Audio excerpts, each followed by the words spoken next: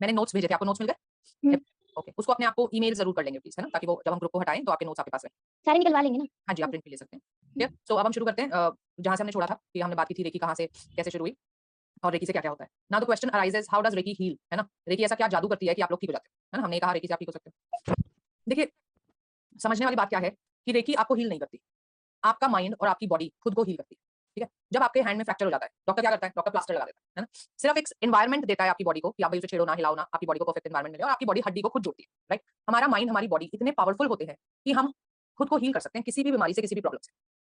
आपको मैं सबसे बड़ा एग्जांपल देती हूँ आपके ब्रेन की और बॉडी की पावर का कि आपकी बॉडी खून बनाती है ना? कैसे बनता है ब्लड? बताओ कैसे बनता है तुम्हारी बॉडी में ब्लड? क्या करते हो आप जो ब्लड बनता है? मैम ऑक्सीजन से हेल्दी डाइट वगैरह। खाना खाते हो, सिंपल वर्ड्स में खाना खाते हो, है ना? चाहे तुम वेज हुँ, खाओ, चाहे तुम नॉन-वेज खाओ, चाहे तुम पत्ते खाओ, चाहे तुम फ्रूट खाओ, तुम्हारी बॉडी ब्लड बना देती है, बना लेती है। सिंपल फॉर्मूला है कि भई खाने से ब्लड बनता है। साइंटिस्ट आज तक ब्लड नहीं बना पाए। तो सोचो कि आपकी बॉडी में कितनी पावर है कि वो ब्लड बना लेती है। हमारा जो माइंड, हमारी जो बॉडी है, वो किसी भी एडवांस से एडवांस टेक्नोलॉजी से ज़्यादा एडवांस है। वो अपने आप को खुद हील कर सकती है। प्रॉब्लम क्या है कि तुम उसे करने नहीं देते। हम क्या करते हैं, हम अपनी बॉडी को वो एनवायरनमेंट नहीं देते। कैसे नहीं देते? ब्लॉकेजेस बना के। हम अपनी बॉडी को प्रॉपर फंक्शन नहीं करने देते। हमारी बॉडी ना तो बीमार होने के लिए बनी है, हमारी बॉडी ना तो मोटा होने के लिए बनी है। हमारे सब ऑर्गन्स अगर अपने मैक्सिमम कैपेसिटी में काम करें, तो हम कभी बीमार नहीं होंगे, राइट? लेकिन जब हम नेगेटिव सोचते हैं, नेगेटिव सर्कमस्टेंसेस में रहते हैं, स्ट्रेस में रहते हैं, नेगेटिव खाते-पीते हैं, तो हमारी ऑरा जो है उसमें ब्लॉकेजेस बनते हैं। उसमें ब्लॉकेजेस बनते हैं, इन टर्न हमारे चक्रा में ब्लॉकेजेस बनते हैं। चक्रा में ब्लॉकेजेस बनते हैं, हमारी बॉडी ठीक से काम नहीं कर पाती। फिर वो तुम्हें सिम्पटम्स देती है, सर दर्द, पेट दर्द, हाथ दर्द, तुम इग्नोर मारते हो। दवाई खाओ चलो, दवाई खाओ चलो। खूब करती है वो, बताती है तुम्हें कि भैया I am not well, you don't listen to it. फिर तुम्हें एक दिन बीमारी है। फिर हम कहते हैं यार पता नहीं मैंने क्या किया? मैंने तो कुछ गलत किया नहीं, बीमारी कैसे हो गई? तो बॉडी ने तो हमें खूब चिल्लाया था, बोला था, पर हमने सुना नहीं था। एक प्रेशर कुकर होता है, हम सब यहाँ पे ज़्यादातर लेडीज़ हैं, हम समझ सकते हैं। प्रेशर कुकर होता है, उसमें प्रेशर बनता है, स्टीम वो सीटी बजती है, स्टीम निकल जाती है ना? आप उसकी सीटी को बंद कर दो, क्या होगा? कुकर फट जाए।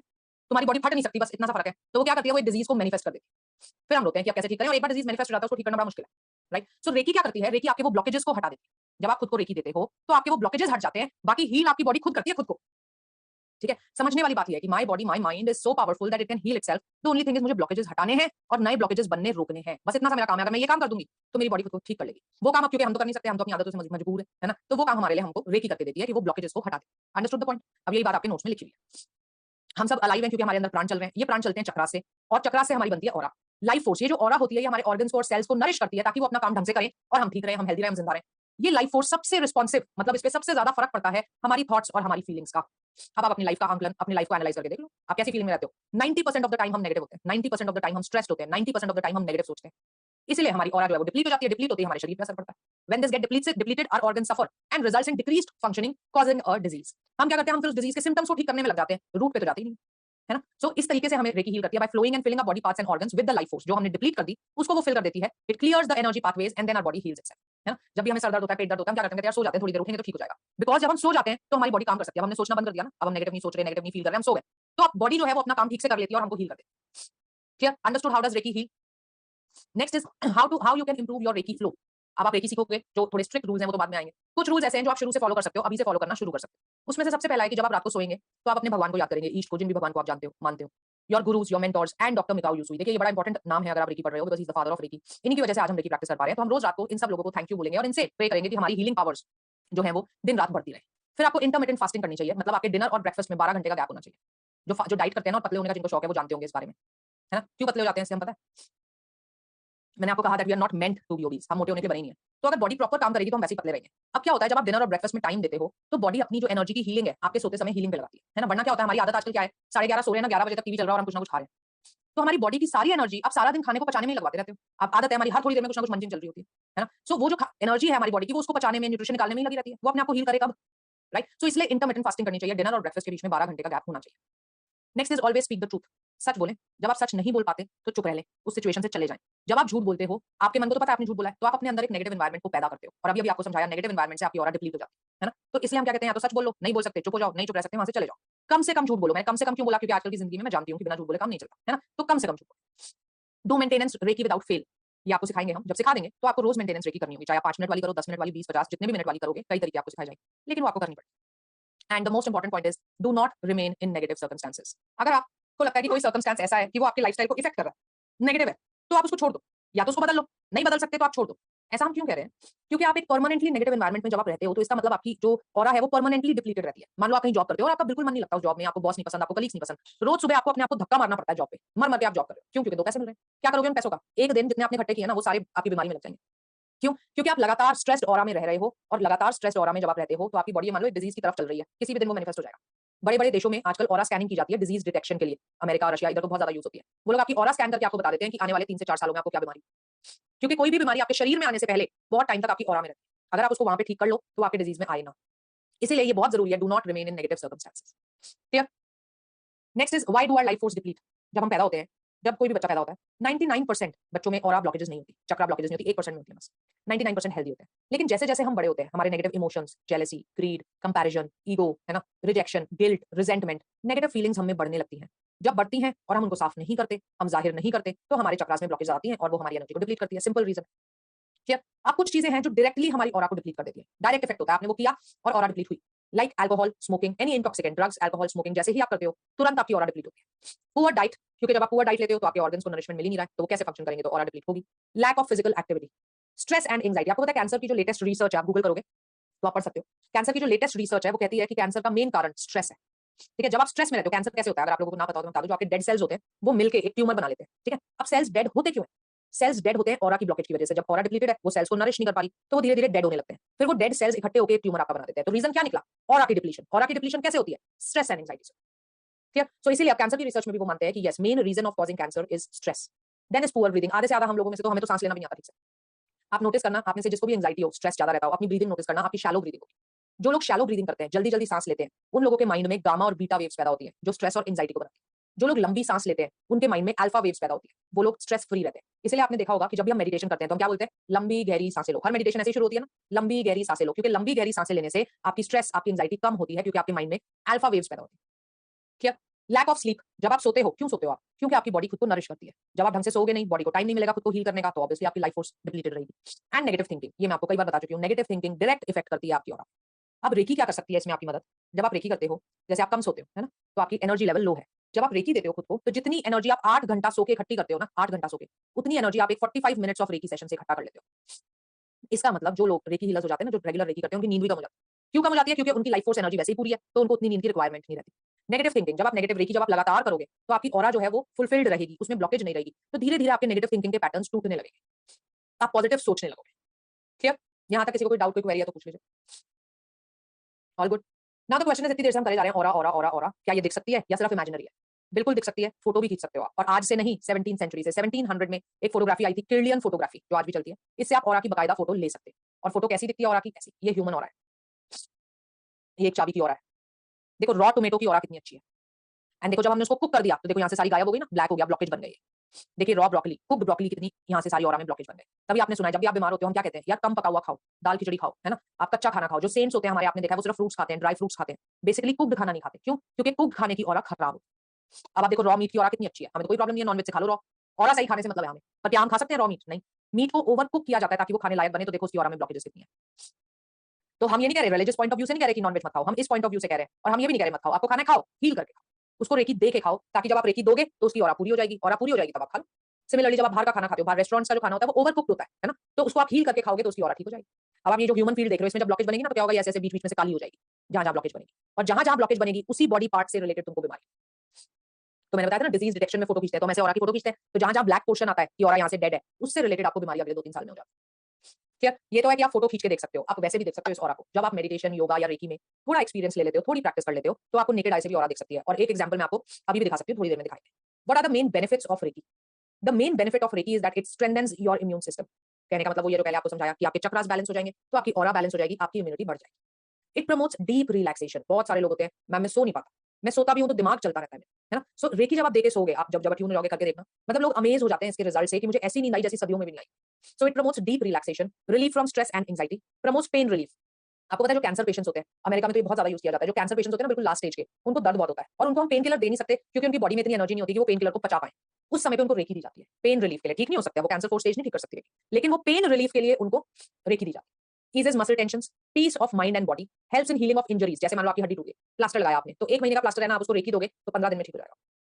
Energises and balances your body, activates your chakras. कई लोग होते हैं, जैसे हम साइकिक लोग हैं, हम प्रेडिक्शंस करते हैं, तो हमें चाहिए कि हमारा ब्राउ चक्र एक्टिवेट हो जाए, हमारी मंशा होती है ना ये कि हमारा ब्राउ चक्र एक्टिवेट हो जाए, रेकी के द्वारा हम वो कर सकते हैं। And the best is negative people and circumstances disappear from your life. ये मैंने आपको कल भी समझाया था। जो लोग आपके लिए टॉक्सिक है, आपके लिए नेगेटिव है, जो सिचुएशंस आपके लिए नेगेटिव है, वो आपके जीवन से अपने आप जाने लगती हैं, क्योंकि आप एक पॉजिटिव वाइब्रेशन की बॉल बन जाते हो, और पॉजिटिविटी और नेगेटिविटी साथ में नहीं रह सकती।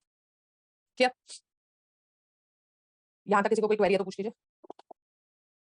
Next topic is history of Reiki. देखो जो सब्जेक्ट आप पढ़ रहे हो वो आपको जरूर पता होना चाहिए कहाँ से आया है ना, इसकी हिस्ट्री क्या है। हाँ जी श्रुति बोले। मैम पूछना चाहते हैं जैसे अभी आप बोल रहे थे कि नॉन-वेज खा सकते हैं या तो जैसे ऐसे मतलब स्पिरिचुअल ये में बोलते हैं ना कि नॉन-वेज से पेन जुड़ा हुआ होता है क्योंकि वो हम जिसको खा रहे हैं तो वो डायरेक्ट कोई मतलब एक प्राणी या कोई ये है मतलब लाइफ है वो। तो उसमें तो ऑरा डिप्लीटेड होगा ना? हाँ बिल्कुल होगा ऑरा डिप्लीटेड। पर ये बड़ा एक डिबेटेबल टॉपिक है और हम इस पे कोई डिबेट नहीं करते। हम इस पे कहते हैं भाई आपका पर्सनल बिलीफ है ना। हमें कोई मतलब नहीं है आप नॉनवेज खाते हो या नहीं। रेकी को कोई मतलब नहीं है मतलब कि आप नॉनवेज खाते हो या नहीं खाते। रेकी ये कहती है कि अगर आप नॉनवेज खाते हो या कोई भी खाना है, सामान आप कोल्ड ड्रिंक ही पी रहे हो, रेकी के लिए तो जितना बुरा नॉनवेज है उतनी बुरी कोल्ड ड्रिंक है।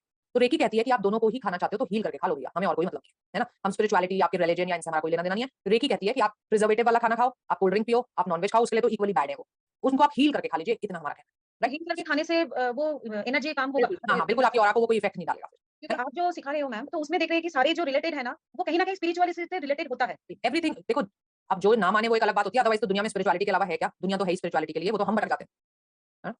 राइट? जी अनुराधा बोलें। मैम ये जो आपने इंटरमिटेंट फास्टिंग के बारे में कहा वो डिनर और ब्रेकफास्ट के बीच का गैप है या ब्रेकफास्ट और डिनर के बीच में देना पड़ेगा? Dinner and breakfast. मतलब रात को? हाँ, ब्रेकफास्ट और डिनर में नहीं दे सकते आप। फिर आपकी जो फंक्शनिंग है बॉडी की, हमारे कहने का मतलब ये है कि जब बॉडी सोती है, तो हम उसको स्पेस देना चाहते हैं कि हम खा के ना सो जाएँ। खा के सो जाएँगे, तो वो बेचारी खाने को ही पचाती रह जाएगी। वो खुद को हील कब करेगी? हमारे कहने का मतलब है आप 10 बजे सोते हो, 8 बजे से पहले-पहले खाना खा लो, जिससे 2 घंटे में आपकी खाना पच जाएगा। उसके बाद जब आप सोओगे तो बॉडी खुद को हील करेगी। सो ये डिनर एंड ब्रेकफास्ट रात को 8 बजे मैंने खा लिया, तो सुबह 8 बजे से पहले मैं नहीं खा सकती। वैसे एक्चुअल इंटरमिटेंट फास्टिंग 16 घंटे की होती है। लेकिन हम कहते हैं शुरुआत में नहीं एकदम से 16 घंटे करना, आपकी तबीयत खराब हो जाएगी। 12 घंटे से शुरू करें, उसके बाद उसको बढ़ा सकते हैं। राइट? जी, बोलें हर्षिता। मैम तो इसका मतलब ये नहीं है कि लंच अवॉइड करना है। मुझे लगा कि डायरेक्ट डिनर ब्रेकफास्ट डिनर वो वाला सीन नहीं है। No, no, no, no. Lunch तो बल्कि हम कहते हैं ब्रेकफास्ट और लंच में जितना हेवी खा सकते हो खा लो, डिनर बहुत हेवी लो, लाइट लो सॉरी। है ना? मतलब बॉडी को रात के लिए बिल्कुल फ्री छोड़ें, ताकि वो खुद की हीलिंग कर पाए। राइट? हाँ जी, सलीमा बोलें। Good evening, ma'am. Ma'am, my mother has some issues with her nervous system. Nerves, she has a pain in her nerves, in her neck nerve. So, will it be helpful from Reiki? Yes absolutely, बिल्कुल होगा। Yes, anybody else? हो गया सबका? Now history of Reiki. History of Reiki क्या कहती है? Actually doctor Mikao यूसुई थे जिन्होंने रेकी को डिस्कवर किया था, बनाया नहीं था उन्होंने, सिर्फ डिस्कवर किया। डॉक्टर मिकाओ यूसुई जो थे ये दोशेशा यूनिवर्सिटी में एक मॉन्क थे, पढ़ाया करते थे बेसिकली वहाँ पे बाइबल, ठीक है? अब बाइबल जो होता है, बाइबल में क्राइस्ट जो है वो टच हीलिंग किया करते हैं, है ना? आपने भी देखे होंगे कभी देखा हो क्राइस्ट को, तो वो छू के लोगों को ठीक करते थे, है ना? तो मिकाओ यूसुई जी पढ़ाया करते थे बाइबल, तो उनके एक स्टूडेंट ने उनसे एक दिन पूछ लिया कि सर क्या आप ये टच हीलिंग को मानते हो कि ऐसा हो सकता है कि हम किसी को छुएँ और वो ठीक हो जाए? तो उन्होंने कहा बिल्कुल मानता हूँ, बाइबल में ये लिखा हुआ है। तो उसने बोला कि सर आपको क्या ये आती है? आप कर सकते हो? तो ये सुन के ना उनको बहुत झटका लग गया कि एक चीज़ को जिसको मैं सालों से पढ़ा रहा हूँ, मैं खुद उसको नहीं जानता। अब मैं तुम्हें आज कह दूँ, तुम मुझसे पूछो कि मैम आप रेकी कर सकते हो? मैं कह दूँ नहीं, मैं सिर्फ पढ़ा रही हूँ, मुझे आती नहीं है करना। तो क्या आप मेरे पे यकीन कर पाओगे? जो भी मैं बात आपको बोल रही हूँ, नहीं कर पाओगे, है ना? एक स्विमिंग कोच कहते हैं मुझे स्विमिंग नहीं आती पर मैं सिखाऊँगा, तो आप सीखोगे उससे, कोई भी नहीं सीखेगा। तो मिकाओ यूसुई जी को भी धक्का लग गया और उन्होंने रिज़ाइन कर दिया और उन्होंने बोला अब मैं ये उसी दिन पढ़ाऊँगा जिस दिन मैं टच हीलिंग कर पाऊँगा। And then he started his journey, ढूँढना शुरू किया उन्होंने, पूरी दुनिया ट्रैवल करी टच हीलिंग के बारे में, कहीं कुछ नहीं मिला उन्हें। लास्ट में उनको तिब्बत एंड इंडिया में ये नॉलेज मिली स्क्रिप्चर्स में। फिर उन्होंने इंडिया में, कहा जाता है डॉक्यूमेंटेड नहीं है हालाँकि, पर ये मानते हैं जिसने भी रेकी पढ़ा होगा वो जानता है इस बात को, कि वो 7 साल वाराणसी में रहे थे और उन्होंने वहाँ हमारे सारे स्क्रिप्चर्स पढ़े थे और वहाँ उनको नॉलेज मिली थी टच हीलिंग की। तो सब पढ़ के सारी नॉलेज लेके तिब्बत से, इंडिया से वो वापस चले गए जापान। वहाँ वो अपने गुरु के पास गए और उन्होंने बोला कि गुरुजी मैंने तो पढ़ लिया सब कुछ, पर दिक्कत तो ये है कि कर तो मैं अभी भी नहीं सकता। अभी मैं किसी को छू रहा हूँ तो वो थोड़ी ठीक हो जाएगा। मुझे ज्ञान तो आ गया, पर मेरे हाथों में से तो कोई एनर्जी नहीं निकल रही। तो उनके गुरुजी ने कहा कि अपने क्रियाकर्म का सामान इकट्ठा करो। तो बड़े हैरान हो गए। वो बोले मैं आपसे कह रहा हूँ मुझसे टच हीलिंग नहीं हो रही, आप मुझसे कह रहे हो क्रियाकर्म का सामान इकट्ठा करो, व्हाट इज दिस? तो उनके गुरु ने कहा मेरा मतलब है कहने का, मैं इसलिए कह रहा हूँ कि अगर आप चाहते हो ये विद्या आप यूज कर पाओ, तो आपके जो अभी तक के बिलीफ्स है ना, जो लाइफस्टाइल है, वो मरना पड़ेगा उसको। सिमिलरली आप विद्या तो ले लोगे, मुझसे सीख लोगे, मैं आपको ट्यून भी कर दूंगी, पर अगर आप चाहते हो ना ये एनर्जी आपकी बॉडी में से निकले, तो आपको तपस्या करनी पड़ेगी। अपने करंट बिलीफ सिस्टम को मारना पड़ेगा, अपनी नेगेटिविटीज को मारना पड़ेगा, राइट? तो उन्होंने उनकी बात मानी और वो माउंट कुमारा पे चले गए, एक माउंटेन है वहाँ पे, और वो 21 दिन की मेडिटेशन में बैठ गए वहाँ पे। तभी आपने भी सुना है 21 दिन की साधना आपको करनी है, आपको उनके जैसी नहीं करनी, उन्होंने तो बिना खाई पिए करी थी, हम नॉर्मल मेडिटेशन करेंगे। उन्होंने 21 दिन तक वहाँ मेडिटेशन करी और 21वें दिन एक लाइटनिंग हुई, बिजली चमकी और वो उनके ब्राउ चक्रा पे स्ट्रक करी और वो बेहोश हो गए। जब उनको होश आया तो उन्हें बड़ा अजीब सा लगा कि भाई पता नहीं बहुत अजीब लगा, बट 21 दिन बाद उनको वो मेडिटेशन से जागे थे तो उन्हें बहुत तेज भूख लग रही। तो उन्होंने सोचा पहले कुछ खाएंगे तब सोचेंगे आगे, तो वो नीचे उतरने लगे। बहुत वीक हो गए थे, 21 दिन कुछ खाया पिया नहीं था। उतरते उतरते उनका पैर मुड़ गया। अब जैसे ही उनका पैर मुड़ा, हमें कोई चोट लगती है तो हम क्या करते हैं, ऐसे हाथ लगाते हैं, है ना? कोई थप्पड़ भी मार दे तो सबसे पहले ऐसे हाथ जाता है ना? तो जहाँ उनका पैर मुड़ा उन्होंने अपने हाथ ऐसे पैर पे लगाए और जब उन्होंने हाथ लगाए थोड़ी देर में उन्होंने देखा उनका दर्द गायब हो गया। पर उनके पास सोचने का टाइम नहीं था, उन्हें भूख लगी हुई थी। उन्होंने नीचे उतरे, आस-पास जो भी खाने का रेस्टोरेंट है जो भी थे वहाँ बैठे, ऑर्डर किया। उन्होंने देखा वहाँ एक लड़की आई अपने पापा के साथ, उसके दांत में बहुत दर्द था, वो रो रही थी। उन्हें याद आया कि मेरे पैर में जब दर्द हुआ और मैंने हाथ लगाया तो मैं ठीक हो गया, तो क्यों ना मैं इस लड़की पे ट्राई करूँ? उन्होंने फादर से परमिशन ली, उस लड़की के ऐसे हाथ रखा थोड़ी देर, वो ठीक हो गई। ऐसे ही 2 मिरेकल्स और हुए, इनको कहते हैं 4 मिरेकल्स ऑफ रेकी। उनको तब ये बात समझ में आई कि यस अब ये एनर्जी मेरी बॉडी से फ्लो होने लग गई है। मेरी तपस्या का रिजल्ट क्या हुआ, दैट नाउ जो विद्या मैंने ग्रहण की थी, अब फाइनली मैं किसी को छू के हील कर सकती हूँ। फिर उन्होंने पढ़ाना शुरू किया। शुरू में वो बहुत लिमिटेड लोगों को पढ़ाते थे, ट्यून करते थे और बहुत एक्सपेंसिव करते थे, क्योंकि वो इसका मिसयूज नहीं चाहते थे। लेकिन जब वर्ल्ड वॉर्स हुए तो उनको समझ आया कि भाई इतने से लोगों से कुछ नहीं होने वाला। तब उन्होंने अट्यूनमेंट प्रोसेसेस बनाए, मास्टर्स को क्रिएट करना शुरू किया और तब रेकी मास लेवल में की जाने लगी। जापान से इसको अमेरिका ने अडॉप्ट कर लिया, अमेरिका में यूज होने लगी और आपको पता है अमेरिका जो चीज करता है पूरी दुनिया भागती है उसके पीछे। इसीलिए रेकी आज पूरी दुनिया में फेमस हो गई है, सबसे ज्यादा यूज की जाने वाली एनर्जी हीलिंग टेक्निक है। ठीक है, आपको समझ आ गया रेकी कहां से चली, कैसे चली? अब आप देख लो रेकी का ओरिजिन क्या निकला, इंडिया। पढ़ा बाहर वाले ने आके, पढ़ा तो इंडिया से, पढ़ा तो हमारे शास्त्रों से, तो इसका मतलब ये है तो इंडियन, इसका नाम सिर्फ इंग्लिश है, मतलब जापानीज है, इंग्लिश भी नहीं है ना, क्योंकि वो जापानीज थे तो उन्होंने जापानीज में नाम दिया इसको रेकी। अदरवाइज तो जो ये पढ़ाई है ये हमारे शास्त्रों की, हमारे अथर्ववेद में इसको बताया गया है। और टच हीलिंग उनसे पहले हमारे यहाँ बुद्धा करते थे, हमारे यहाँ क्राइस्ट करते थे, सब करते थे, राइट। सो ये दिस इज वेरी इंडियन, इसको कभी भी ये ना समझें कि हम कोई बाहर की चीज प्रैक्टिस करते हैं। समझ आ गया आपको हिस्ट्री ऑफ रेकी क्या होती है? Now very important thing is 5 principles of Reiki. मैंने कहा ना कि आप अभी तक जैसे जी रहे हो उसको मरना पड़ेगा। अब उसको मरना पड़ेगा क्या मतलब है कि हम कुछ नई चीजें अपनाएंगे। नई चीजें कौन सी अपनाएंगे? ये अपनाएंगे। तो these are called principles of recce.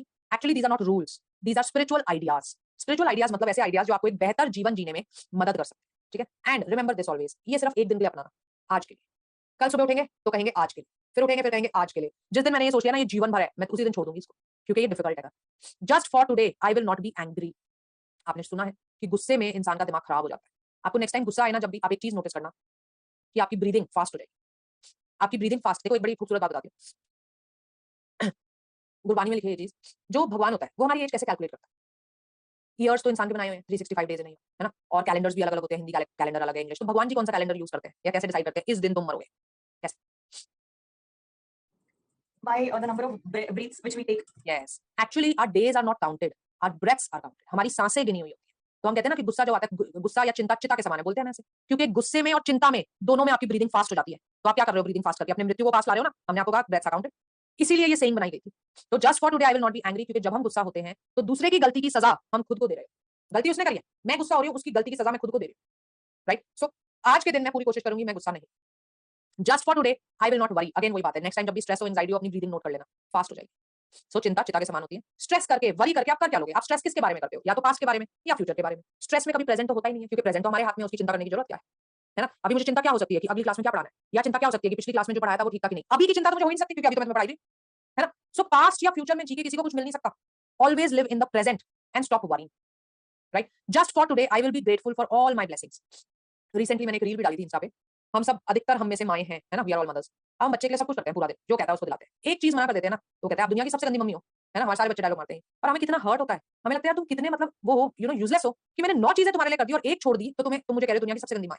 अब सोचो तुम भगवान के साथ क्या करते हो दिन भर। उसने तुम्हें जीवन में अनगिनत चीजें अच्छी दे रखी हैं, लेकिन एक आधी चीज होगी जो उसने तुमको नहीं दे रखा, हम उसी को रोते हैं सारा दिन। ईश्वर तूने मेरे साथ ये गलत किया, ईश्वर तूने मेरे साथ। थैंक यू बोलना नहीं आता हमें कि थैंक यू मैं सांसें ले रहा हूं ना, उसी के लिए सबसे बड़ा थैंक यू है। कोरोना में कितने लोग चले गए, हम जिंदा हैं, we made it till here, उसके लिए थैंक यू बोलो। You have a wonderful family, उसके लिए थैंक यू बोल दो। You have a good health, उसके लिए थैंक यू बोल दो। You have that much money that you can spend on your luxuries, necessities की बात नहीं कर रही, लग्जरीज, उसके लिए थैंक यू बोलो। So learn to be grateful, है ना। So just for today I will be grateful. मैं क्रिब नहीं करूंगी जो मेरे पास नहीं है उसके लिए, मैं उसके लिए शुक्रिया करूंगी जो चीज मेरे पास है। Just for today I will work with honesty and integrity. देखिए आपकी ड्यूटी, अगर आप काम करते हो, करियर है तो आपका काम, अगर आप माँ हो तो आपकी duty towards your child, towards your house hold, ये भी उतनी ही इंपॉर्टेंट है जितनी पूजा है। मूर्ख होते हैं वो लोग जो अपनी जिम्मेदारियां छोड़ के पूजा में बैठते हैं। भगवान, देखो तुम्हारे मंत्रों से भगवान को क्या खुशी मिलेगी? उनको इससे खुशी मिल रही है बस, हाँ मेरा नाम जप रहे हैं। अगर उनको इससे खुशी मिलती तो हमें जन्म क्यों देते, अपने पास बैठा लेते और जपवाते रहते अपना नाम। भगवान को इससे खुशी नहीं मिलती। भगवान को इस चीज से खुशी मिलती है जब जिस कार्य के लिए उन्होंने तुम्हें भेजा है तुम उसको निष्ठा से करो। तुम अपना बच्चा निष्ठा से पालो, तुम अपना हाउस होल्ड निष्ठा से संभालो, तुम जो काम कर रहे हो करियर में उसको निष्ठा से करो। So just for today I will work with honesty and integrity, and just for today I will be kind to all the living beings. Compassion, करुणा जीने का आधार होना चाहिए, दैट इज स्पिरिचुअलिटी। बहुत मेरे से स्टूडेंट्स का ये सवाल होता है, मैम हम स्पिरिचुअल कैसे बने, स्पिरिचुअलिटी कैसे आएगी? करुणा, compassion is the seed of spirituality. अपने दिल में हर किसी के लिए कंपैशन लेके आओ, आपके अंदर स्पिरिचुअलिटी अपने आप आ जाएगी, राइट। सो ये 5 प्रिंसिपल्स हैं रेकी के। आपको क्या करना चाहिए, इनको किसी अच्छे से पेपर पे लिख लिखा के ऐसी जगह लिखा लो, लगा दो जहां आपको ये बार बार दिखे। और फेल होने से मत डरना कि आज मेरे को गुस्सा आ गया हो, मैं तो फेल हो गया, मेरा सब खराब हो गया, डजंट मैटर। हम कहते हैं every day is a fresh start. अगले दिन फिर शुरू करो, फिर फेल हो गए कोई बात नहीं, अगले दिन फिर शुरू करो, अगले दिन आप पास हो गए। 7 दिन में से पहली बार 6 दिन फेल हो गए, मैं कहती हूँ एक दिन तो पास हुए, अगले हफ्ते 2 दिन पास हो गए, उससे अगले हफ्ते 3 दिन पास हो गए। एक दिन ऐसा आएगा जब हर दिन पास हो गए, clear. So don't worry about failure at all in reiki, okay. जी अनुराधा बोले। मैम वही मुझे सवाल था कि ये जो हम लोग बोलेंगे कि just for today I will not be angry, अब अगर किसी के बिहेवियर से, किसी के एक्शन से हमें गुस्सा, वो तो हम कैसे रोक सकते हैं? वो तो आ जाती है ना ऑटोमेटिक, तो उसको कैसे रोकेंगे ma'am? Like how will we consciously think कि अभी नहीं आएंगे? मतलब अगर गुस्सा से कॉन्शियसली कंट्रोल कर सकते तो फिर तो आता ही नहीं। बिल्कुल, ये होता है जब हम एक हायर वाइब्रेशन पे रहना सीखते हैं।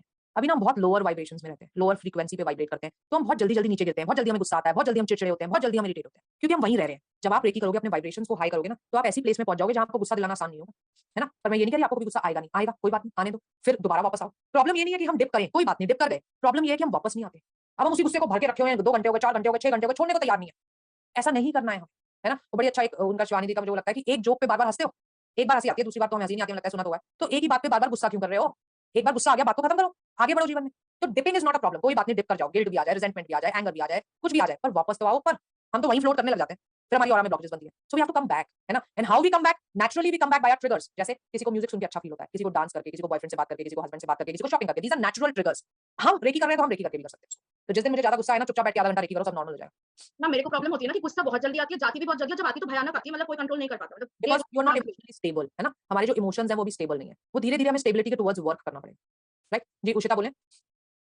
मैम जैसे आप अभी बोल रहे थे, जैसे कोई ब्रीथ लेता है और कंटिन्यू उसकी सांस फूलती रहती है, तो मतलब उसके चक्र में ब्लॉकेज है। बिल्कुल ब्लॉकेज. और अगर नहीं भी होंगे तो तुम जल्दी-जल्दी ब्रीथ करके बना लोगे. क्योंकि जब आप शैलो ब्रेथ्स लेते हो ना, तो आप अपनी ऑरा को डिक्लाइन करते हो, है ना. क्योंकि आप प्रॉपर ब्रीथिंग ले ही नहीं रहे, प्रॉपर ऑक्सीजन जा ही नहीं रही, चक्रास काम कहां से करेंगे. सो वो अल्टीमेटली विद टाइम उसमें ब्लॉकेज बनेगा ही बनेगा. क्लियर? सो आज के लिए यहीं तक रखते हैं. अब आपके पास नोट्स हैं, जितना मैंने पढ़ाया उतना पढ़ लीजिएगा. नेक्स्ट हम बॉडी एंड माइंड को अंडरस्टैंड करेंगे. लेवल 1 ऑफ रेकी में मोर ऑफ अंडरस्टैंडिंग होती है. प्रोसेसेस इतने नहीं होते, बेसिक प्रोसेस होते हैं 2-3 बस, वो लास्ट में आपको सिखा देंगे. प्रोसेसेस सारे लेवल 2 में आएंगे. Level 1 is to first understand where you are going wrong. आपके जीवन में आप कहां गलत जा रहे हो, है ना. सो पूरे लेवल 1 में हम यही कोशिश करते हैं कि हम ये समझ पाएं कि ब्लॉकेजेस बनाना रोकना कैसे है. वरना क्या होगा, मैं रेकी से हटा रही हूं, रोज बना रही हूं, हटा रही हूं, बना रही हूं, तो आगे तो बढ़ ही नहीं पाऊंगी ना, वहीं की वहीं रहूंगी. तो मुझे हील करने से पहले वो बनाने वाला प्रोसेस रोकना है, तभी हीलिंग का फायदा होगा मुझे, वरना कोई फायदा नहीं होगा मुझे. क्लियर? जी, अनुराधा बोले. मैम ये जो 21 दिन का साधना है, ये लेवल 1 एंड 2 कंप्लीट करने के बाद करना है या level 1 and 2? Level 1 and 2 completion के बाद. मैम और एक छोटा सा सवाल था, इट्स अ डिफरेंट वन. ये स्मजिंग बोल के हिसाब से हम लोग क्या यूज कर सकते हैं? सेज. अगर स्मजिंग बोल मैम, जहां पे हम लोग रखेंगे स्मजिंग या करने के लिए सेज को, या फिर उसको पुट आउट हवन के वो आते हैं छोटे-छोटे कुंड से ऐसे बने हुए, वो मार्केट से ले लो. कौन सा मैम? हवन कुंड आते हैं छोटे-छोटे से ना, बिल्कुल. मतलब मटेरियल कौन सा रहेगा उसमें? वो तो ब्रास या कोई भी ऐसा मटेरियल हो सकता है, उसमें हमें कोई फर्क नहीं पड़ता. यस. हाँ जी, बोलिए श्रुति. मैम रेकी यूजुअली अभी कहाँ यूज होता है? जैसे हम अगर हम सीख लिए तो हम तो खुद के ऊपर, हमारे रिलेटिव्स या जो फैमिली मेंबर्स के ऊपर, यूजुअली रेकी कहाँ यूज होता है? रेकी हर जगह यूज होता है. रेकी भी यूज फॉर माइंड इन्फ्लुएंसिंग. जैसे अभी मैं हीलिंग्स कर रही हूं, उनमें से एक हीलिंग है किसी का डिवोर्स रोकने के लिए, माइंड इन्फ्लुएंसिंग. एक हीलिंग है किसी लेडी ने अपने हस्बैंड को खो दिया तो वो बिल्कुल डिप्रेशन में है उसकी. एक हीलिंग है बच्चे के करियर के लिए. मतलब for everything Reiki is used. Reiki के बड़े-बड़े क्लिनिक्स होते हैं जहां पे मास हीलिंग्स होती है ना. सो फॉर रेकी आप किसी भी चीज में यूज कर सकते हैं. अभी आपको धीरे-धीरे समझ आ जाएगा that you can get any result that you want. तो मास हीलिंग्स भी होती हैं इसमें, कि हम दिन में आप हजार-हजार हीलिंग्स भी करते हैं जो क्लिनिक्स हैं बड़े-बड़े. तो हॉस्पिटल वगैरह में यूज होता है? बिल्कुल होते हैं. मैंने आपको बताया ना, अमेरिका में तो कैंसर पेशेंट्स पे यूज होती है. इंडिया में हॉस्पिटल्स में बिकॉज़ इंडिया में हॉस्पिटल्स में अभी तक नहीं होती. अभी तक अच्छा हॉस्पिटल्स में नहीं होती, बट हर किसी को पता है यहाँ पे. मतलब हम लोग के पास आती है हीलिंग्स कि जैसे कोई वेंटिलेटर पे है उसको हील कर दो. ये नहीं है कि वेंटिलेटर हट जाएगा हमारी हीलिंग से, ये हील नहीं करते हम ये डिस्टेंस होता है हाँ, डिस्टेंस कि उसकी लाइफ फोर्स एनर्जी जो है वो पूरी रहे और उस आत्मा के लिए जो अच्छा हो. मतलब देखो, हीलिंग से कभी ये मत समझना कि कोई जादू की छड़ी है कि मैंने घुमाई और जो तुमने चाहा हो गया. It is not, it doesn't work like that. लेकिन उस आत्मा के लिए जो अच्छा होगा, अगर उस आत्मा के चले जाना अच्छा है ना, तो वो पेन फ्री चली जाएगी लेकिन से. उसका ट्रांजिशन जो है वो पेन फ्री होगा. ठीक है. सो यहाँ पे भी मतलब people are, everybody is aware of it. तो बहुत लोग उस चीज हील करवाते हैं. पर एवर तो है, लेकिन बिलीव कर एवर है कि है कुछ, तो सारे लोग, क्योंकि ये तो डायरेक्टली साइंटिफिकली कोई प्रूफ नहीं है. अब मानो तो है, नहीं मानो तो नहीं है.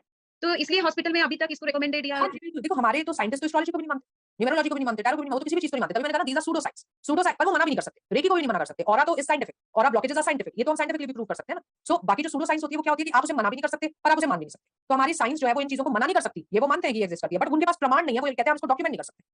राइट जी, हर्षदा बोले.